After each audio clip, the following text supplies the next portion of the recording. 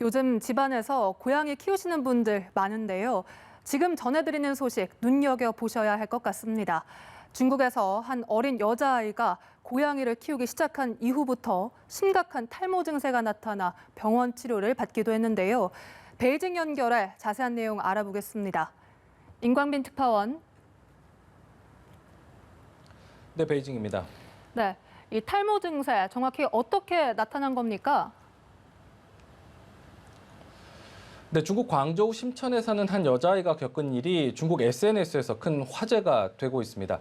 영상을 보시면 정수리 부분에 머리카락이 모두 빠져 원형 탈모 증세와 같은 모습을 나타내고 있는데요. 머리가 빠지기 시작한 것은 이달 초 동물병원에서 고양이를 사와 기른 이후부터라고 합니다. 불과 일주일 만에 이 같은 증세가 나타난 것이라고 전했는데요. 병원에서는 고양이가 옮긴 균에 감염된 것이라며 최소 2달가량 치료가 필요하다는 진단을 받았다고 밝혔습니다. 중국의 한 병원 관계자는 고양이의 털과 비듬을 통해서 균이 사람에게 옮길 수 있다며 면역력이 약한 어른도 감염이 될 수 있다고 강조했습니다. 반려동물 관련 소식 하나 더 살펴보면요. 중국에선 최근 이 살아있는 동물을 택배 상자에 넣어서 판매하는 일이 벌어졌다고요. 네, 그렇습니다. 중국에서 유행하는 것 중에 하나가 랜덤박스라는 것이 있습니다.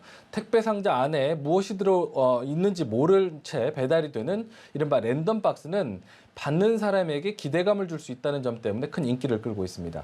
그런데요, 살아있는 반려동물을 이 랜덤박스를 이용해 판매하고 있어서 문제가 되고 있는 것입니다. 중국 쓰촨성 청두시에서 한 동물구조센터가 최근 배송을 앞두고 택배 상자에 갇혀있던 새끼 고양이와 강아지 160마리를 구조했습니다. 대부분 태어난 지 석 달도 채 안 된 어린 동물들로 좁은 택배 상자 안에서 물도 먹지 못해 지친 모습입니다. 일부는 죽기도 했고요. 바이러스에 감염된 동물도 적지 않은 것으로 알려졌습니다. 중국 당국도 지속적인 단속을 벌이고 있고 동물 학대 비판도 이어지고 있지만 이 같은 방식의 판매 행위는 끊이질 않고 있습니다. 네, 동물은 물건이 아닌 생명체인데 안타깝습니다.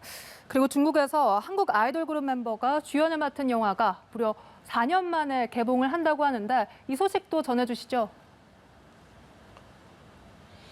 네, 그룹 엑소의 세훈이 출연한 영화 캣맨이 오는 18일 중국의 넷플릭스로 불리는 아이치이와 텐센트 비디오를 통해 공개가 됩니다. 아이치이 해외 버전에서도 21일부터 볼 수가 있습니다. 영화 캣맨은 애초 2017년 중국 영화관에서 개봉할 계획이었지만 한반도 사드 배치 이후 상영이 미뤄져 왔습니다. 그리고 4년 만인 올해 지난 3월 14일 화이트데이에 맞춰서 다시 상영될 예정이었지만 아무 설명 없이 돌연 취소됐습니다. 중국의 관영 매체 글로벌 타임스는 캣맨의 온라인 소식과 함께 이 영화의 개봉은 중국에서 한류가 다시 돌아오는 신호로 받아들여졌었다, 이렇게 보도를 했습니다.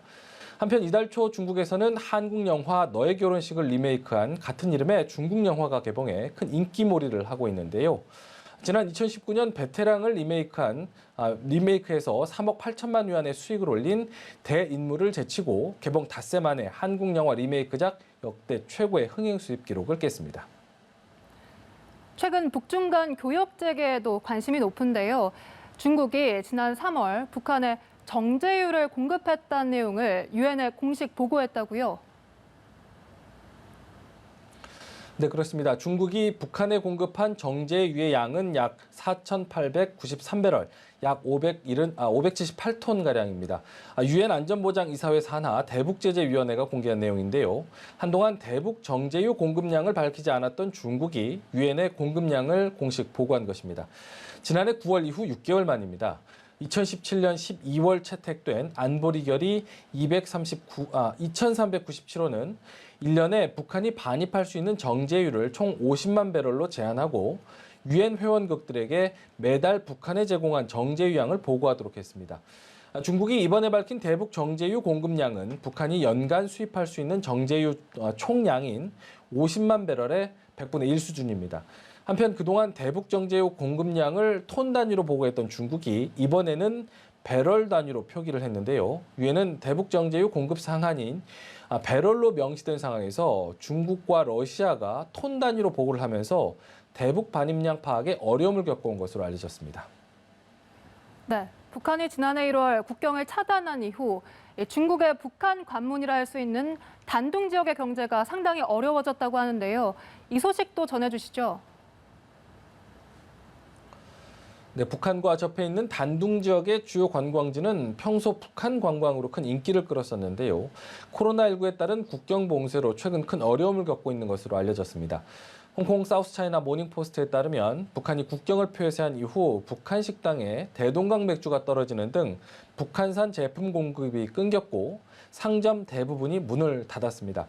해마다 노동절 연휴에 약 20만 명의 중국 관광객들이 단둥을 통해서 북한 여행을 떠났지만 이마저도 전부 중단이 됐습니다. 압록강을 사이에 두고 북한을 마주하고 있는 단둥에서는 북한의 낮은 인건비를 활용해 이윤을 얻는 사업도 호황을 이뤘었지만 이 역시 모두 멈춰섰습니다. 단둥 지역 경제의 비중이 20%를 넘게 차지했던 물류산업도 중단이 됐습니다. 이런 가운데 북한과 인접한 중국 동북 삼성 지역은 상주 인구도 계속 줄고 있습니다.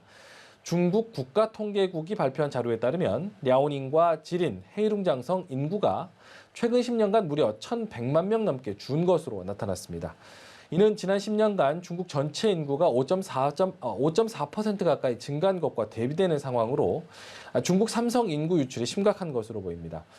전문가들은 동북 삼성의 산업 구조 재편과 자원 고갈 등을 인구 감소 원인으로 지목하면서도 최근 몇 년 새 강화된 대북 제재 역시 지역 경제 발전을 제한한 이유로 꼽았습니다. 네, 조금 전 중국 국가통계국 자료 얘기도 나왔습니다만 이 14억 인구 대국인 중국도 인구 감소를 우려하고 있다고요. 네, 먼저 중국의 인구조사는 10년 주기로 이루어지고 있는데요. 2011년 이후 10년 만인 올해는 조사 결과가 발표되기 전부터 인구 감소설이 제기돼 큰 관심을 끌었습니다.